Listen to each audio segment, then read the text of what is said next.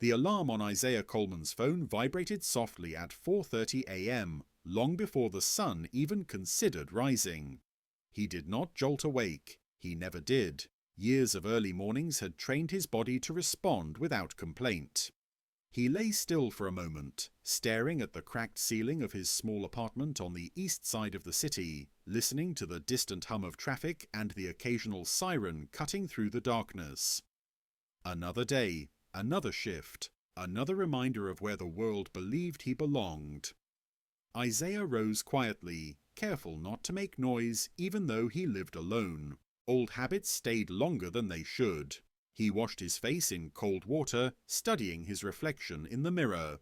A black man in his late 40s stared back at him, tall, solid, with tired eyes that had learned to observe more than they revealed.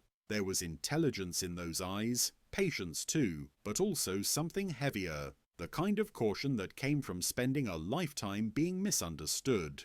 He dressed in his work uniform with the same precision every morning. Blue shirt, dark pants, the name badge that read, I, Coleman, Facilities Maintenance. The fabric smelled faintly of industrial soap.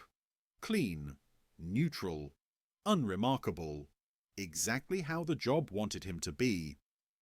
Outside, the air was cold and sharp. Isaiah walked to the bus stop with his hands in his pockets, shoulders slightly hunched, not from the cold, but from instinct. A police cruiser rolled past slowly, the officer inside glancing at him for a second longer than necessary. Isaiah kept walking, eyes forward. He had learned long ago that eye contact could be read as defiance. The bus ride downtown was silent. A few other early workers sat scattered across the seats, mostly janitors, kitchen staff, night shift nurses, people who kept the city alive while others slept and who would never be thanked for it. When the courthouse finally appeared in the distance, its stone facade looming and grand, Isaiah felt the familiar tightening in his chest. The Jefferson County Courthouse looked different in the early morning. Without the crowds, without the lawyers and reporters and judges, it felt almost honest. The marble steps were cold beneath his boots as he unlocked the service entrance and stepped inside. The smell of polish and old paper filled the air. At 5:12 a.m., Isaiah began his rounds. He pushed his cleaning cart down the long hallway, the wheels squeaking softly despite his efforts to oil them. His reflection moved alongside him in the polished marble floors, distorted, stretched, easy to ignore. He cleaned offices where framed diplomas covered the walls, where photos of smiling families sat on heavy oak desks. He wiped fingerprints from glass doors that read Justice, Equality, Law in bold engraved letters. The irony was not lost on him. As the morning wore on, the building came to life. Lawyers arrived first, speaking loudly into phones, coffee in hand. Most walked straight past Isaiah as if he were part of the furniture. Some didn't bother to hide their discomfort.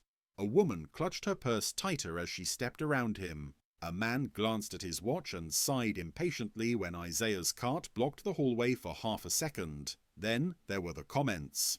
"Hey, you missed a spot," a young attorney said once, smirking as he pointed to an already spotless floor. Another laughed and added, "Guess that's why they keep you guys on nights, huh?" Isaiah said nothing.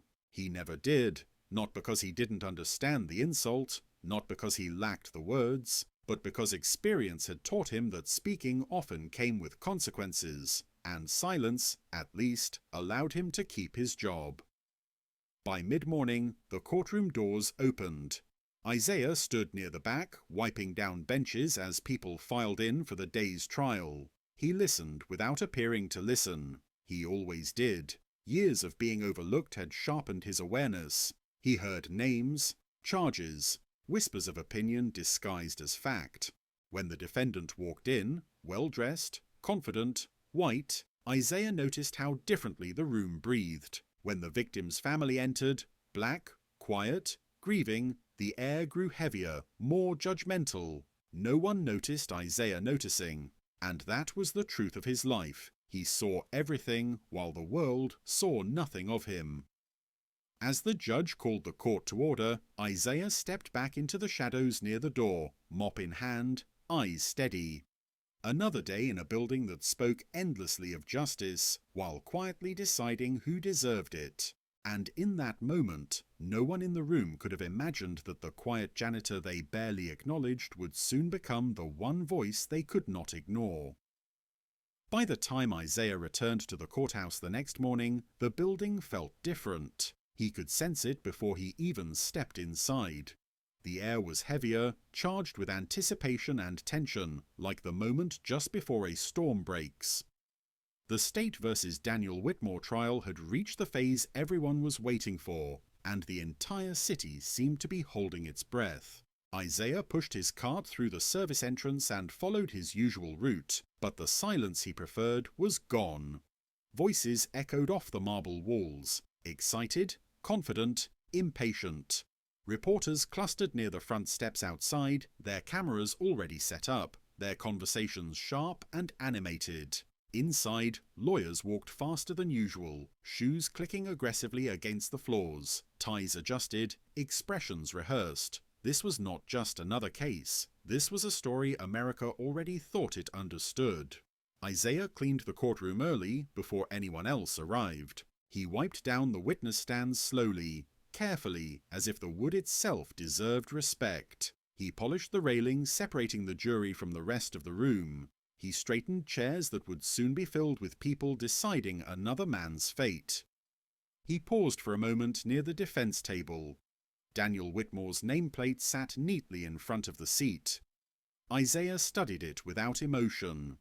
Whitmore was younger than him, mid-30s maybe, clean-cut, confident in the way men often were when life had protected them.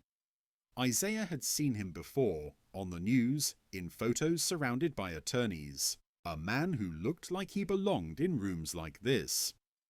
Isaiah moved on, pushing his cart toward the back wall just as the doors opened and people began to file in. Marcus Reed's family entered quietly. Isaiah noticed them immediately. A black mother dressed in dark colours, her posture stiff, her face frozen somewhere between grief and restraint. A sister walking beside her, eyes red but dry, jaw clenched as if crying had become too expensive. They sat together in the gallery, hands clasped tightly, not speaking. No one greeted them. A few rows away, Whitmore's family arrived laughing softly, whispering reassurances. Someone patted Daniel on the shoulder. A lawyer leaned down and murmured something that made him smile. Isaiah watched all of it while pretending not to exist. As testimony began, Isaiah worked the edges of the room, emptying trash, adjusting chairs, cleaning smudges that no one else seemed to notice. He listened. He listened as the defense described Marcus Reed. Agitated, confrontational, physically imposing. Isaiah felt his jaw tighten. They spoke as if Marcus were an idea, not a person. As if his death were inevitable, justified by the shape of his body and the colour of his skin. A surveillance video was shown, grainy, distant, incomplete. The defence pointed out shadows, pauses, moments of ambiguity. "This is where my client feared for his life," the attorney said confidently. Isaiah stared at the screen. He had seen that moment in real life. He knew what fear looked like. And that wasn't it. As the court recessed for lunch, Isaiah wheeled his cart into the hallway near the jury room. He kept his head down, focused on the floor, when voices drifted toward him. "They're really trying to make him look innocent," a juror said. "Well, you know how these things go," another replied. "Self-defense happens all the time." They laughed lightly, as if discussing the weather. Isaiah's hands tightened around the mop handle, but he didn't look up. Later that afternoon, a witness testified, someone who claimed Marcus had been out of control. The defense nodded approvingly. The jury leaned forward, attentive. Isaiah noticed the lack of hesitation, the ease with which the story was accepted. No one questioned why the witness hadn't intervened. No one asked why Marcus was assumed guilty without proof. When court adjourned for the day, the room emptied slowly. Papers were left behind, coffee cups, notes scribbled in margins. Isaiah cleaned it all, piece by piece, the way he always did. But that night, something felt different. As Isaiah wiped down the witness stand again, his reflection stared back at him in the polished wood. He remembered standing across the street from the bar on the night of the shooting. He remembered the sound, sharp, final. He remembered Marcus stepping backward, hands open, confusion written across his face. Isaiah had been there. He had seen the truth clearly, without a camera angle, without a narrative attached. And as he turned off the lights and locked the courtroom doors, a question followed him down the empty hallway, louder than any insult he had ever swallowed. How long could justice survive if the people who saw the truth were never asked to speak? The third day of the trial arrived with a grey sky hanging low over the city, the kind of morning that felt heavy before anything had even happened. Isaiah noticed it as soon as he stepped off the bus. The air was damp, cold, and restless, and for reasons he couldn't explain, his chest felt tighter than usual as he walked toward the courthouse. Inside, everything moved faster. Phones rang more sharply, voices were louder, laughter came easier, and sounded uglier. The trial had entered the stage where opinions were no longer whispered. They were being formed, hardened, shared. Isaiah went about his work as he always did. He cleaned offices, emptied trash, wiped down surfaces that would be touched by people who believed their hands were clean simply because their lives were comfortable. He kept his head down, but his ears were open. They always were. Near mid-morning, he was assigned to the hallway outside the jury deliberation room. It was a narrow corridor with beige walls and no windows, the kind of place where sound travelled easily. Isaiah mopped slowly, deliberately, making sure not to disturb anyone. The door to the jury room was closed, but voices leaked through when someone stepped out for water or a restroom break. 2 jurors exited together. They didn't see Isaiah at first, or maybe they did, but their minds had already decided he didn't count. Honestly, one of them said, lowering his voice only slightly, I don't see why this is even complicated. The other snorted. Me neither. You could tell what kind of guy he was. Isaiah felt his hands still. What kind? The first juror asked. The second shrugged. You know, aggressive, dangerous, the type that ends up like that sooner or later. They laughed quietly. The sound didn't echo. It sank. Isaiah stared at the floor as if it required his full attention. The mop water rippled faintly. His reflection wavered and bent, distorted by the movement, just like the truth was being bent in the room behind that door. One of the jurors glanced down at him then. Their eyes met for half a second. There was no embarrassment, no apology, just indifference. They walked away. Isaiah remained where he was, his grip tightening on the handle until his knuckles ached. He had heard comments like that his entire life, on buses, in stores, at work, at traffic stops, always said casually, always protected by the assumption that no consequences would follow. But this time was different. This time, those words weren't just ugly opinions. They were shaping a verdict. The rest of the day passed in a blur.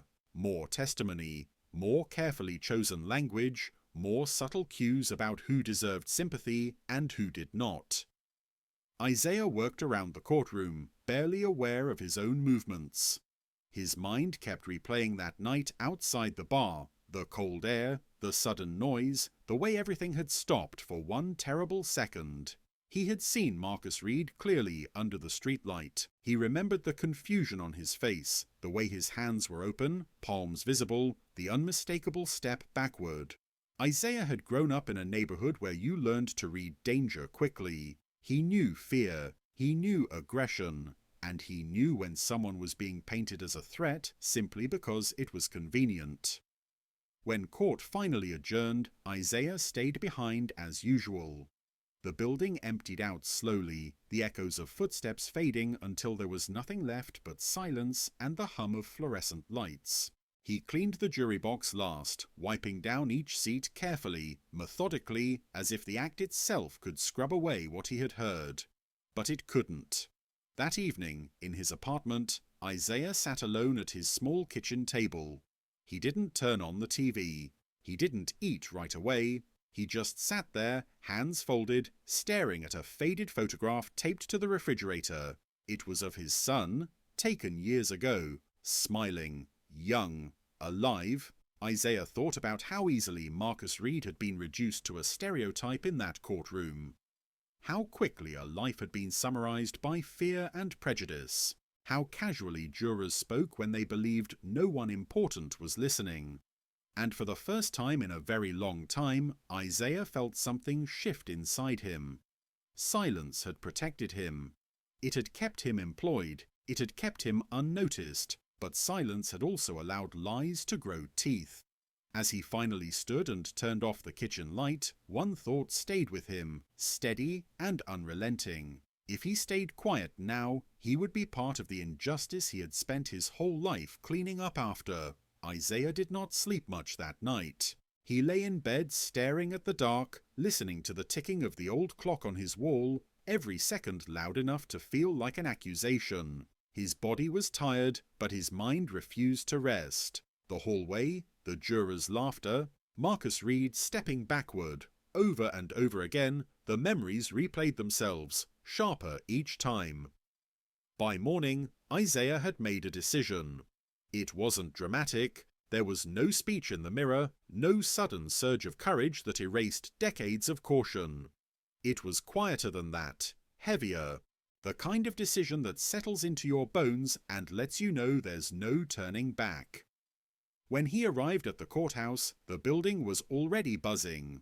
Closing arguments were scheduled for the afternoon. By tomorrow, a verdict would likely be reached. Isaiah pushed his cart down the familiar halls, but his steps felt different now. Slower, more deliberate, as if each movement carried weight. He cleaned the courtroom one last time before it filled. The witness stand stood empty, polished, waiting. Isaiah stopped in front of it longer than usual. He rested both hands on the railing, feeling the cool wood beneath his palms. He imagined himself there, facing the jury, facing the same eyes that had dismissed him for years. He imagined the questions. Why didn't you come forward sooner? What makes you think you saw it clearly? Who are you to challenge this story? The doubt crept in, sharp and familiar.